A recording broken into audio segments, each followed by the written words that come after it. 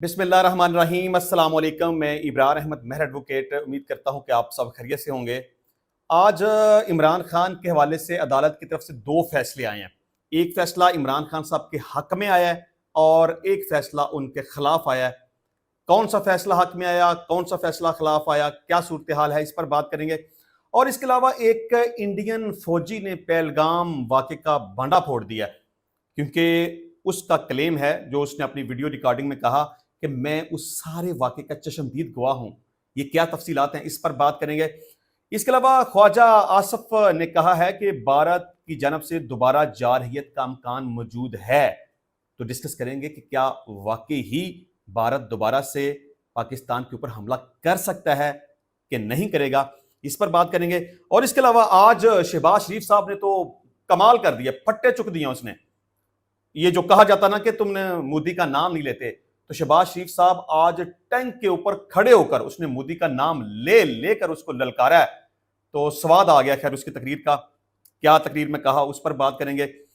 इसके अलावा भारतीय अखबार द न्यू इंडियन एक्सप्रेस ने तस्दीक की है कि पाकिस्तान ने भारत के S-400 को कामयाबी से निशाना बनाया। इस पर भी बात करेंगे, क्योंकि नरेंद्र मोदी ने या उनकी फौज ने या उनकी सरकार ने, किसी ने भी आज तक जो त्यारे पाकिस्तान ने गिराए उस हवाले से बात नहीं की। उनका जो डिफेंस सिस्टम S-400 तबाह किया उस हवाले से बात नहीं की। लेकिन अब पहलगाम वाकया की बात करें तो उनके ही लोग उस सारे वाकये को बयान करते हैं, जो हकीकत है वो बयान कर रहे हैं। और जो त्यारे गिराने वाली बात है वो भी खुद उनके अब फौजी मानना शुरू हो गए हैं। और S-400 के बारे में भी अब उनकी ही तरफ से, यानी कि हम तो कहते ही कहते हैं ना, क्योंकि हमने किया, लेकिन अब उस तरफ से भी, यानी हिंदुस्तान के लोग भी, उनके अखबारात भी, उनके फौजी भी इस सारी सूरत हाल को अब मान रहे हैं। ये तमाम तर क्या तफसीलात है, इस पर भी बात करेंगे। लेकिन सबसे पहले इमरान खान साहब की बात करेंगे। एक तो ये कि इमरान खान साहब ने कुछ महीने पहले एक अदालत के अंदर एप्लीकेशन दी थी कि उनके बेटों से उनकी बात करवाई जाए और उनके जाती मौलज से उनका मुआयना करवाया जाए। तो अदालत की तरफ से इमरान खान साहब की ये दोनों दरखास्तें मंजूर हो गई। तो उसके बाद अडयाला जेल के सुप्रीडेंट की तरफ से अदालत में एक नजरसानी की दरखास्त दायर की गई कि जनाब, ये जो आपने फैसला किया है इसको जरा दोबारा देख लें, ये आपका फैसला सही नहीं है। तो लिहाजा जो इमरान खान साहब को आपने इजाजत दी है कि वो अपने बेटों से बात कर सकते हैं, उन दरखास्तों को खारिज किया जाए।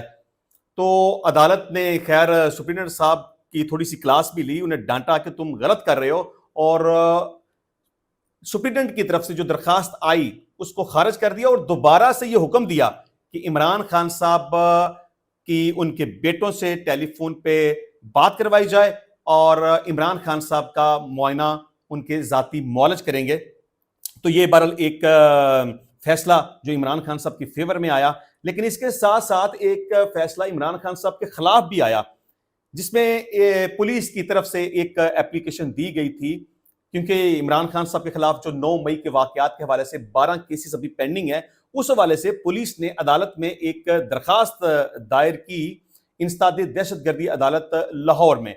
और उसमें मौक़िफ़ इख्तियार किया गया कि हम इन्वेस्टिगेशन करना चाहते हैं, हमें इजाज़त दी जाए कि हम अडयाला जेल में जाके इमरान खान साहब की तफ्तीश कर सकें और ख़ास तौर पर पॉलीग्राफिक और फोटोग्रामेटिक टेस्ट करवाने की इजाज़त दी जाए। चलें, ख्याल इसके ऊपर इमरान खान साहब के वकला ने काफ़ी बहस की कि जनाब ये क्या तमाशा है कि इमरान खान साहब पुलिस के पास हैं, कस्टडी में हैं, जेल के अंदर मौजूद हैं, 2 साल गुजर गए हैं, तो अब इनकी तरफ से दरखास्त दी जा रही है कि हम इमरान खान साहब का पॉलीग्राफिक टेस्ट करना चाहते हैं या फोटोग्रामेटिक टेस्ट करना चाहते हैं। अच्छा, मैं जरा थोड़ा सा आपको यहाँ ये भी बता दूं कि ये पॉलीग्राफिक टेस्ट आखिर होता क्या है, क्योंकि ये एक मखसूस एक टर्म है जो आम लोगों को इसके बारे में पता नहीं होता। आम कॉमन सेंस या जबान जद आम इसको आप समझ लें कि जिस तरह नहीं कहते कि झूठ पकड़ने वाली मशीन, ये कुछ उस तरह का सिलसिला है कि आमतौर पर किसी मुलजम की जब इन्वेस्टिगेशन की जाती है तो एक मखसूस किस्म की चेयर के ऊपर उसे बिठा के उसके साथ एक कंप्यूटर स्क्रीन लगी होती है, उंगलियों के ऊपर कुछ तारे वगैरह लगा के مختلف قسم کے سوالات پوچھے جاتے ہیں. یعنی پہلے عام قسم کے سوالات پوچھے جاتے ہیں، پھر اس مخصوص اکرنس کے حوالے سے، وقوع کے حوالے سے سوالات پوچھے جاتے ہیں، اور مشین یہ آبزرو کرتی ہے کہ جب کسی ملزم سے کچھ مخصوص قسم کے سوالات پوچھے جاتے ہیں تو اس کی فزیکل کنڈیشن کیا ہوتی ہے. مطلب کہ اس کو بات کرتے ہوئے پسینہ آ رہا ہے کہ نہیں آ رہا، اس کے خون کی گردش کیسی ہے، یا اس کے دل کی دھڑکن کی کیا صورتحال ہے، یہ آبزرو کیا جاتا ہے. اس کو اب 100% نہیں کہہ سکتے، یہ صرف مشین ایک آبزرو کرتی ہے کہ کوئی ایک مخصوص سوال پوچھا گیا تو اس سوال کے جواب میں جسم کی کنڈیشن، خون کی گردش، پسینے کا آنا نہ آنا، دل کی دھڑکن، اس چیزوں کو آبزرو کرنے کے بعد اس نتیجے پر ماہرین پہنچتے ہیں کہ فلاں سوال کا جواب جو دیا گیا تھا وہ سچ پہ مبنی تھا یا جھوٹ پہ مبنی تھا. لیکن بہرحال عدالتیں اس پولی گرافک ٹیسٹ کو زیادہ ورت نہیں کرتی، کیونکہ اس کے بارے میں کچھ یقین سے نہیں کہا جا سکتا کہ مشین نے جو کہا یا جو آبزرو کیا گیا وہ صحیح تھا یا غلط تھا. چلیں خیر، اب اس پولی گرافک ٹیسٹ کا عمران خان صاحب کے ساتھ کیا تعلق ہے. اور سب سے پہلے جس طرح سے میں نے کہا 2 سال سے بندہ آپ کے پاس ہے اور اب آپ عدالت میں آ کے درخواست جمع کروا رہے ہیں کہ جی ہم نے ان کا پولی گرافک ٹیسٹ کرنا ہے. What naan sense. اور عدالت کے اوپر بھی مجھے بڑی حیرت ہے کہ کیوں آپ نے اجازت دے دی. یہ تو پولیس سے یہ سوال پوچھنا چاہیے تھا کہ بندہ تو آپ کے پاس ہے، 2 سال سے آج تک آپ نے انویسٹیگیشن نہیں کی، اب آ کے درخواست آپ عدالت کو دے رہے ہیں کہ جی ہم نے ٹیسٹ کرنا ہے، یہ کرنا ہے، وہ کرنا ہے. اس سارے ٹیسٹوں کا عمران خان صاحب سے کیا لینا دینا ہے؟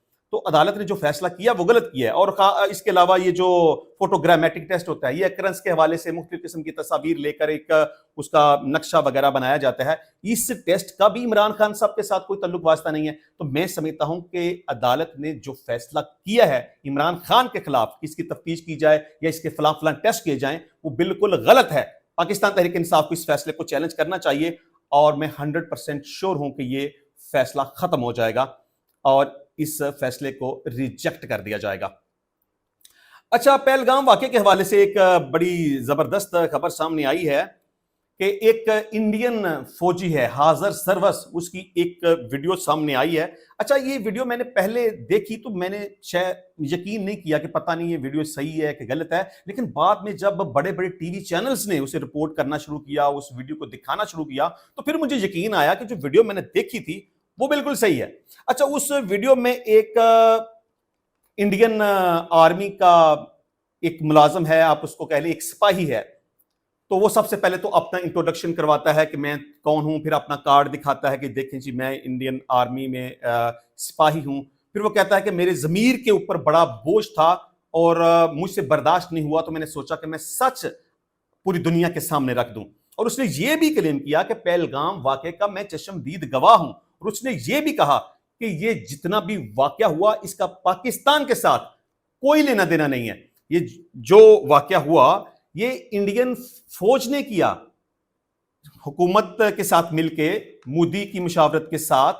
اس میں را بھی شامل ہے، ان کی آئی بی بھی شامل ہے، اور یہ خود ساختہ ایک ڈرامہ انہوں نے کیا. مطلب کہ خود ہی یہ سارا وقوع کیا، 27-28 لوگوں کو گولیاں مار کر ہلاک کر دیا گیا، اور سارے کا سارا الزام پاکستان کے اوپر لگا دیا. اب آپ اندازہ کریں کہ ان کا اپنا ہی سپاہی اپنی ہی فوج کے بارے میں، اپنے ہی ملک کے بارے میں اس سارے واقعے کو لے کر بیان کر رہا ہے کہ یہ جو کچھ کیا انہوں نے خود کیا، اس کا پاکستان کے ساتھ کوئی تعلق واسطہ نہیں ہے. تو بہرحال میں سمجھتا ہوں کہ جھوٹ کبھی چھپ نہیں سکتا، وقت گزرنے کے ساتھ ساتھ ساری باتیں منظر عام کے اوپر آتی رہتی ہیں.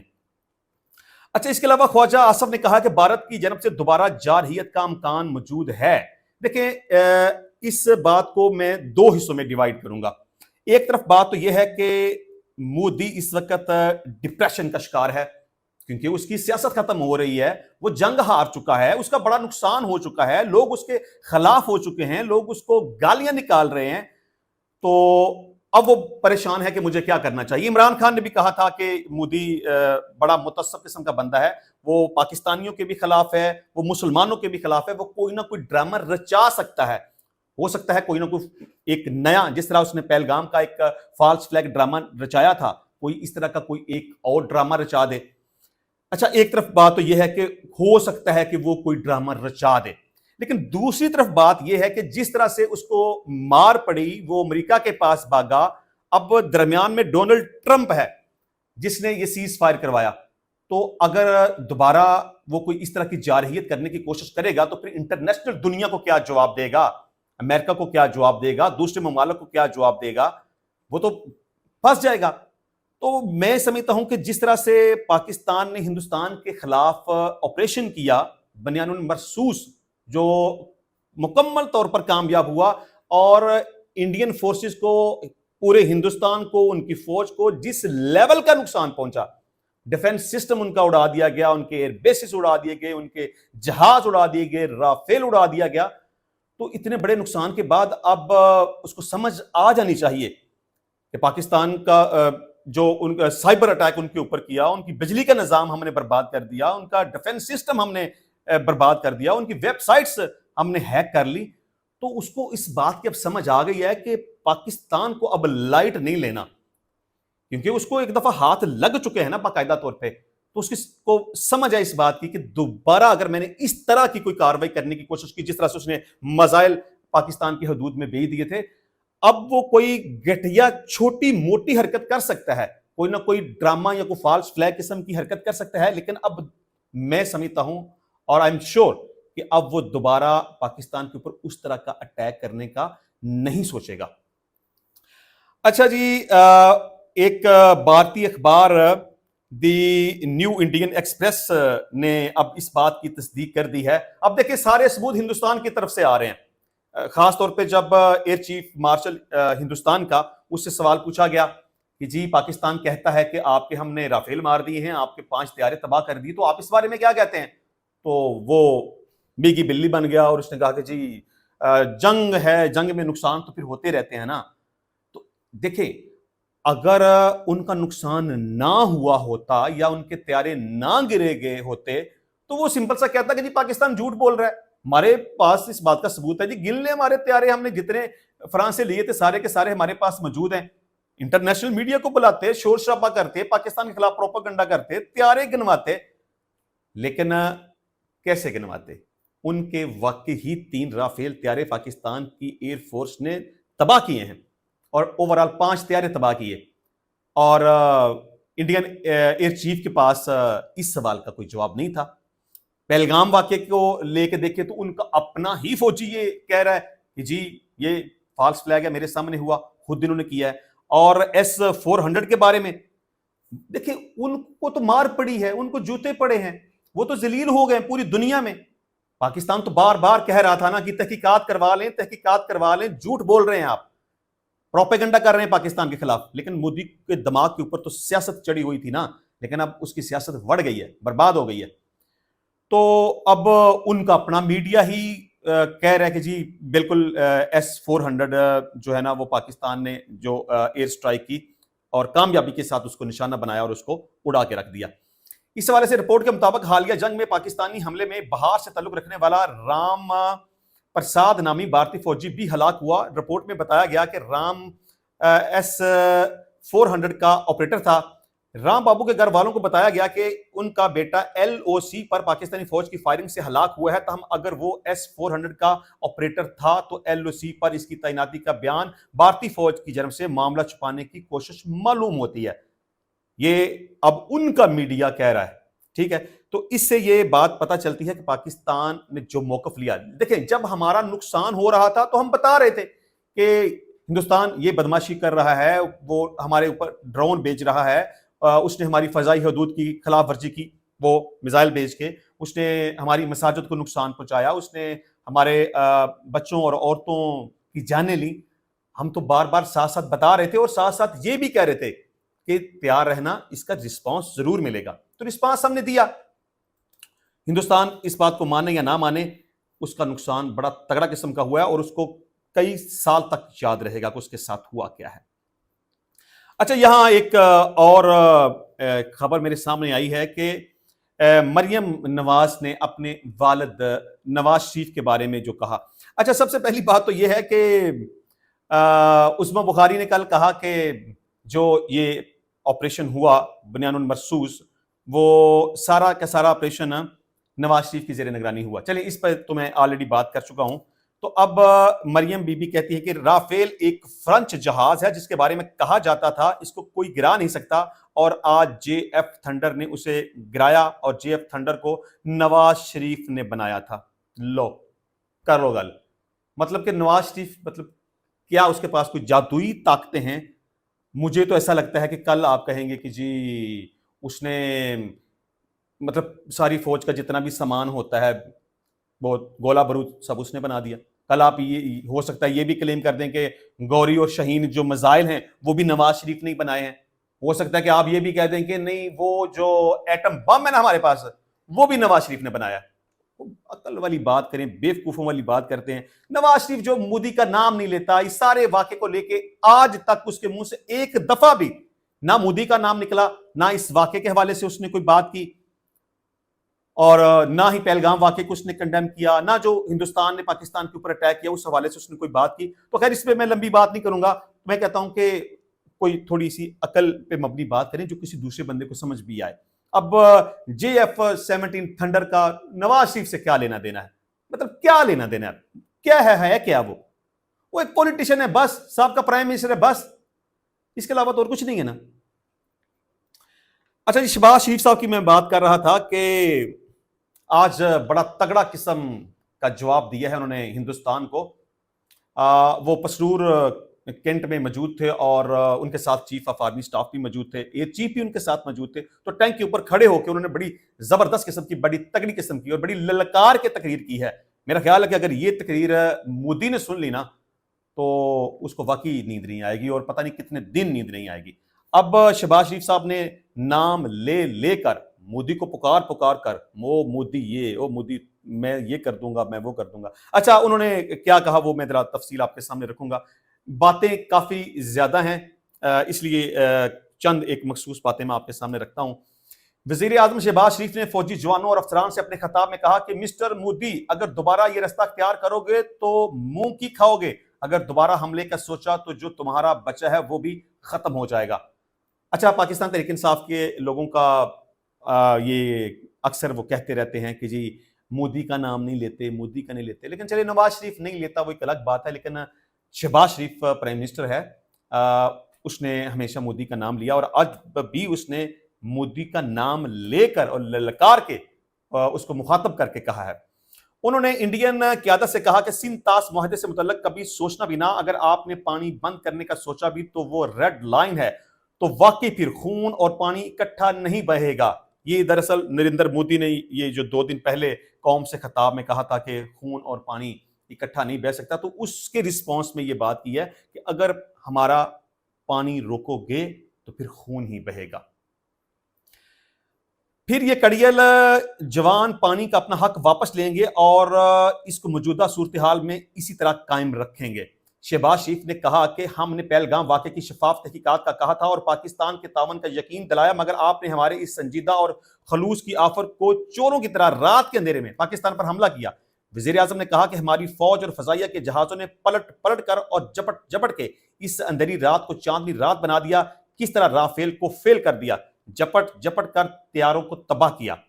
انہوں نے کہا کہ جس طرح ہمارے شاہینوں نے دشمن کے جہازوں کو برباد کیا یہ کوئی معمولی کارنامہ نہیں، آپ کی رفال تباہ کیے، بری فوج نے پورا بریگیڈ تباہ کیا۔ شہباز شریف نے کہا کہ انڈیا یہ سمجھتا تھا کہ روایتی جنگ میں پاکستان بہت پیچھے رہ گیا ہے، مگر جس طرح اس محاذ پر ہماری فوج نے مقابلہ کیا اب اس پر ماہرین کی طرف سے کالم لکھے جائیں گے۔ وزیر اعظم نے فوجی جوانوں اور افسران سے اپنے خطاب میں کہا کہ آپ نے انڈیا سے 1971 کا بدلہ اس جنگ میں لے لیا ہے۔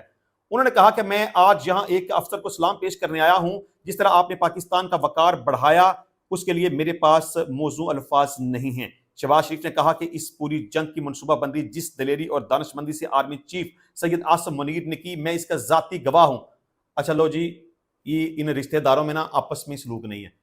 اب عظمیٰ بخاری نے کوئی اور بات کر دی کہ یہ سارا آپریشن جو ہوا ہے وہ نواز شریف کی نگرانی میں ہوا ہے، اور جے ایف 17 تھنڈر کے بارے میں مریم نے کہہ دیا کہ وہ نواز شریف نے بنایا، اور شہباز شریف کہتا ہے کہ نہیں یہ جو بھی پروگرام پلاننگ کی ہے یہ ساری کی ساری عاصم منیر نے کی ہے۔ چلیں خیر، میں اس دوران ان سے فون پر بھی بات ہوتی تھی اور براہ راست بھی ملاقات ہوتی تھی۔ اس کے بعد شہباز شریف نے فضائیہ اور بحریہ کے سربراہان کی بھی خصوصی تعریف کی۔ وزیر اعظم نے کہا کہ مجھے ان پر فخر ہے، یہ قوم کا فخر ہیں، قوم کے بیٹے ہیں، اور آج پاکستان کی بری، فضائیہ اور بحریہ پاکستان کا فخر بن چکے ہیں۔ وزیر اعظم نے انڈین وزیر اعظم کو مخاطب کرتے ہوئے کہا، مسٹر مودی، ان کو دہشت گرد کہتے ہو، آپ کو کچھ خدا کا خوف آنا چاہیے۔ ہم مکمل طور پر یکسو ہیں اگر دہشت گردی کی آڑ میں یہ چاہتے ہیں کہ افراتفری پیدا کی جائے اور پاکستان افواج کو مغربی سرحدوں سے نکال کر مشرقی سرحدوں پر انگیج کر دیں تو پھر سے دہشت گردی لوٹ آئے، تو ایسا ہم نہیں ہونے دیں گے۔ دیکھیں، مودی کا تو ویسے ہی دماغ خراب ہے، وہ تو ہمیشہ پاکستان کی مخالفت کرے گا، کوئی نہ کوئی نئے سے نیا ڈرامہ رچائے گا۔ 2019 میں بھی اس نے مار کھائی، اس وقت بھی اس نے پلوامہ کا ایک جھوٹا ڈرامہ لگایا، اب بھی اس نے پہلگام کا ایک جھوٹا ڈرامہ لگا کے پاکستان سے جوتے کھا لیے ہیں اور کہتا ہے جی میں نے دہشت گردوں کا، اپنے باپ کو کس کو مارا ہے تم نے؟ یہاں پہ کون سا دہشت گرد تھا؟ تم نے یہاں پہ میزائل بھیج کے چیلنج دیا ہمیں، مساجد کو تم نے تباہ کر دیا، لعنت ہے، شرم نہیں آتی تمہیں؟ تمہارے مندروں کو برباد کر دے تو تمہارے اوپر کیا گزرے گی؟ بچوں کو ٹارگٹ کیا تم نے، عورتوں کو ٹارگٹ کی، یہ عورتیں بچے بزرگ یہ کیا دہشت گرد تھے؟ تم کہتے ہو کہ میں نے 100 سے زیادہ، کسی ایک کا نام بھی بتاؤ کس کو مارا ہے تم نے؟ بے شرم انسان ہو تم۔ اچھا جی، وزیر اعظم شہباز شریف نے انڈیا کے وزیر اعظم کو مخاطب کرتے ہوئے کہا کہ ہم تیار ہیں امن کے لیے بھی اور جنگ کے لیے بھی، چوائس آپ کی ہے۔ یہ ہمارے ویسے D G I S P R صاحب نے بھی کہا تھا کہ فوجی طاقت کا استعمال نہ کرنا، اگر فوجی طاقت کا استعمال کیا تو یہ تمہاری چوائس ہوگی، اور پھر بات کہاں تک بڑھے گی؟ پھر یہ ہماری چوائس ہوگی، جنگ تم شروع کرو گے اور ختم ہم کریں گے۔ ایسا ہی ہوا، جنگ ہم نے ختم کی ہے، شروع تم نے کی تھی۔ انہوں نے کہا کہ تم نے نیلم جہلم کو تباہ کرنے کی کوشش کی، اس کا زیادہ نقصان نہیں ہوا، مگر آپ اگر اسے تباہ کرتے تو ہم تمہارے بگلیہار سمیت دیگر اثاثے تباہ کر دیتے۔ ہم میں صلاحیت ہے کیونکہ ہم نے ثابت کیا ہے، ان کی فضائی حدود میں جا کے، ان کا ایئر ڈیفنس سسٹم برباد کر کے، ان کے طیارے مار کے، ان کو کھربوں ڈالر کا نقصان پہنچا کے ہم نے یہ بات ثابت کی ہے کہ ہم ایسا کر سکتے ہیں، اور اگر دوبارہ اس طرح کی جارحیت کرنے کی کوشش کی تو اس سے کچھ بڑھ کر کریں گے۔ ابھی تو ہم نے یہ چھوٹی سی شورلیاں چلائی ہیں نا، ادھر میزائل تو سارے کے سارے ہمارے پاس ابھی پڑے ہیں جن کا استعمال ہی نہیں کیا گیا، تو دوبارہ سے اگر اس طرح کی حرکت کی، دیکھیں امن پسند ہیں، امن چاہتے ہیں، جنگ نہیں چاہتے، کسی بھی صورت میں نہیں چاہتے، لیکن اگر پہلے بھی کہتے تھے اگر جنگ مسلط کی گئی تو پھر کوئی رعایت نہیں ہے، سالمیت کے اوپر بات آئے گی تو پھر کوئی کمپرومائز نہیں ہے، عزت کے اوپر بات آئے گی تو پھر کوئی کمپرومائز نہیں ہے۔ یہ بات ہندوستان کو اس وقت بھی سمجھنی چاہیے تھی اور اب بھی سمجھنی چاہیے۔ شہباز شریف نے وزیر اعظم مودی کی تقریر کا حوالہ دیتے ہوئے کہا کہ ہم صرف دہشت گردی پر بات کریں گے۔ پاکستان کی وزیر اعظم نے کہا کہ مودی کو مخاطب کرتے ہوئے کہا کہ 1971 میں مکتی بہانی کو کس نے تربیت دی، کس نے انہیں بغاوت پر اکسایا، سمجھوتا ٹرین پر کس نے حملہ کیا تھا، بلوچستان میں جو ٹرین اغوا کا افسوسناک واقعہ ہوا اس میں بی ایل اے اور ٹی ٹی پی کے تانے بانے آپ سے ملتے ہیں۔ اس کے بعد شہباز شریف نے استفسار کیا کہ گلبوشن کون ہے، وہ کہاں سے بلوچستان میں نمودار ہوا، وہ کس کی نمائندگی کر رہا ہے؟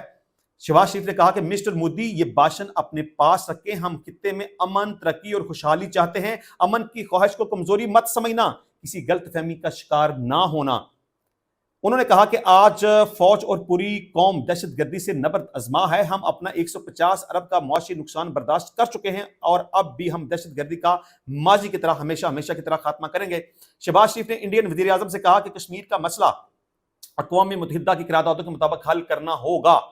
میں پہلے بھی اس پہ بات کر چکا ہوں کہ 1948 میں اقوام متحدہ میں قرارداد پیش کی گئی تھی جو کہ منظور ہو چکی ہے کہ کشمیریوں کو حق خود ارادیت دیا جائے گا اور ان کی رائے اور مرضی کے مطابق فیصلہ کیا جائے گا، لیکن آج تک رائے شماری نہیں ہو سکی، کشمیریوں کو حق خود ارادیت نہیں دیا گیا۔ کشمیر کا مسئلہ، میں بار بار اپنی ہر ویڈیو میں کہتا ہوں کہ کشمیر کا مسئلہ سب سے امپورٹنٹ مسئلہ ہے، جب تک یہ مسئلہ حل نہیں ہوگا اس وقت تک امن نہیں آ سکتا۔ چلیں اب دعا گو ہیں کہ جس طرح سے سعودی عربیہ اب درمیان میں آ گیا ہے، ترکی درمیان میں آ گیا، امریکہ درمیان میں آ گیا، تو اللہ کرے کہ یہ جو ہندوستان اور پاکستان کے درمیان کشمیر کا مسئلہ ہے وہ حل ہو جائے۔ انہوں نے کہا کہ آپ کی تھانے داری کا بت پاش ہو کر تباہ ہو چکا ہے۔ انہوں نے کہا کہ ہم تھانے دار نہیں ہیں، ہم خطے میں امن چاہتے ہیں، آؤ آگ کو ختم کریں۔ شہباز شریف نے کہا کہ مربوط ڈائیلاگ ہوگا، اس کے بغیر میٹھا میٹھا ہپ ہپ ہم نہیں ہونے دیں گے. انشاءاللہ ملتے ہیں نیکسٹ ٹائم نئی ویڈیو میں نئے ٹاپک کے ساتھ. تب تک کے لیے اجازت دیجیے. اللہ حافظ.